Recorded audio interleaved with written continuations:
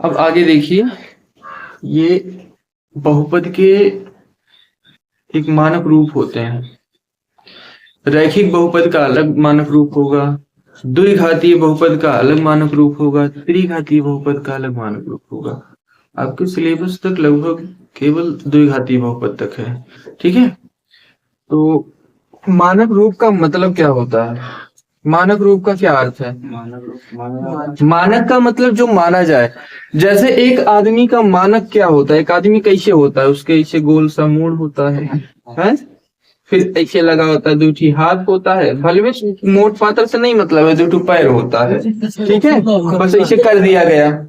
अब ये मानक रूप है कि ये दोनों हाथ है, वो दोनों पैर है, ये मानक मतलब ऐसे कुछ संरचना होती है। मानक रूप का मतलब क्या होता है? संरचना होती है, ठीक है। अब देखिए, ऐसे द्विघातीय बहुपद का मानक रूप क्या होता है, एक घातीय बहुपद का मानक रूप क्या होता है। आप पहले कोई रैखिक बहुपद बताओ। अगर ये लिखा जाए 2x+7, ये रैखिक है ना?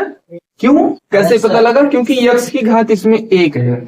अब इसका मानक रूप क्या होगा? मानक का मतलब इसकी संरचना कैसे होगी? देखिए, जैसे अगर आपसे कहा जाए ये ax+b, ये है मानक रूप, ये ax+b, ठीक है। देखो, x की घात 1 है कि नहीं है, और इसको अचर कहेंगे, ठीक है। इसमें x का गुणांक, x में कौन गुणा हुआ है? a गुणा हुआ है, तो a को कहेंगे x का गुणांक। a को क्या कहेंगे? x का गुणांक। और b में कोई चर नहीं है, b में कोई चर है नहीं है, खड़े नंबर है, जान लो, ये अचर पद कहलाएगा। ये कोई अचर पद का मानक रूप है। आया? अब देखो, ये किसका है? किसका मानक रूप है? रैखिक बहुपद। किस बहुपद का? रैखिक बहुपद का मानक रूप है। और अब द्विघातीय बहुपद का मानक रूप बताओ। तो द्विघातीय बहुपद किसे कहते हैं? कल के वीडियो में था, है?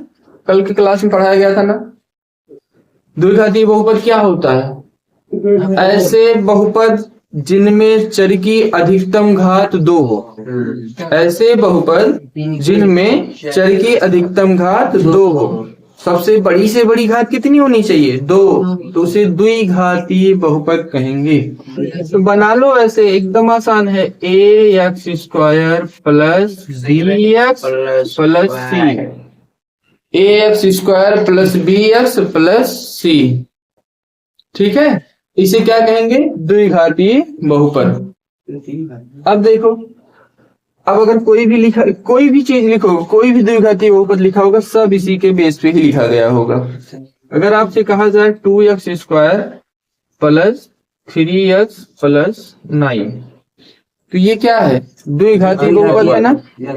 2x² प्लस 3x प्लस 9, तो इसमें x² है, हाँ है, इसमें भी x है, हाँ है, इसमें c के प्लेस पे 9 लिखा है। अच्छा, a के प्लेस पे क्या लिखा है? 2, तो a का मान क्या हो गया? 2 हो गया। b के प्लेस पे क्या लिखा है? 3, तो b का मान 3, c के प्लेस पे 9, तो c बराबर 9। ये मान आया, ठीक है। और अगर ऐसी कोई समीकरण दिया होता, मान लो कि x² प्लस 5x प्लस 3, इसमें बताओ a का मान क्या होगा भैया? a के प्लेस पे क्या लिखा है?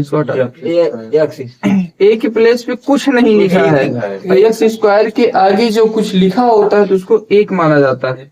a बराबर 1 और b बराबर 5, c बराबर क्या मिलेगा? आ गया समझ में? Yes sir. अगर यहाँ माइनस होता ना, अगर यहाँ माइनस होता तब तो यहाँ प्लस और माइनस दिख जा रहा है। अब देखो, ऐसे अगर इसको एक काम करो, यहाँ प्लस लगा दो आगे, प्लस, तो प्लस प्लस दिख रहा है, सी के प्लेस पे क्या लिखा है? -3, तो अब लग जाएगा सी बराबर -3। कहने का मतलब, अगर यहाँ प्लस होगा तो प्लस से लिखेंगे, माइनस वाला रहेगा तो माइनस से लिखेंगे, ठीक है। आगे समझ में? द्विघातीय बहुपद का मानक रूप आया। ऐसे अगर त्रिघातीय बहुपद का मानक रूप बनाना चाहते हो ना, त्रिघातीय बहुपद का मानक रूप, तो वही ax³ हो जाएगा, प्लस घात घटाते चले जाओ, घात को घटाते हुए क्रम में चले जाओ, 3 के बाद घात 2 होनी चाहिए, 2 कर दो, फिर सी यक्स करो अब की बार, फिर आगे जी। ठीक है, अचर पद रहना चाहिए। मान लो अगर यहाँ नहीं होता तो सी का मान क्या होता है, यहाँ 0 हो जाता। ठीक है, अब ये क्या है, त्रिघाती बहुपद का मानक रूप है। घात 3, घात 2, घात 1, घात यहाँ पे 0। समझ में आया? ये थे मानक रूप। पूछे भी जाते हैं, बढ़िया से इसको तैयार करिए। ठीक है, अब आगे जो भी क्वेश्चन मिलेंगे सब बढ़िया बढ़िया क्वेश्चन मिलेंगे, जितने भी होंगे।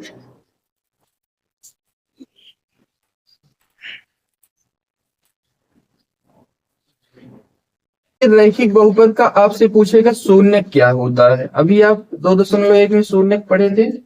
रैखिक बहुपद का शून्य देखिए, शून्य करने वाला रैखिक बहुपद का शून्य। आप ये बताओ रैखिक बहुपद का मानक रूप क्या होता है? ax प्लस बी, ये होता है ना रैखिक बहुपद का मानक रूप, ax प्लस बी। अब इसमें इसका शून्य कैसे निकालेंगे? अभी हमने एक छोटा सा बताया था, x माइनस 7 है, अगर इसका शून्य क्या होगा, कैसे निकाले थे? बराबर 0 करिए, बराबर क्या करेंगे, 0 करिए, और फिर -7 को उधर भेज देंगे, क्या आ जाएगा, +7 आ जाएगा। ठीक है, x बराबर 7 कहने का मतलब x के प्लेस पे अगर हम 7 रखेंगे तो ये वैल्यू क्या हो जाएगी, शून्य हो जाएगी, और साथ ही इसका शून्य होगा। समझ में आया?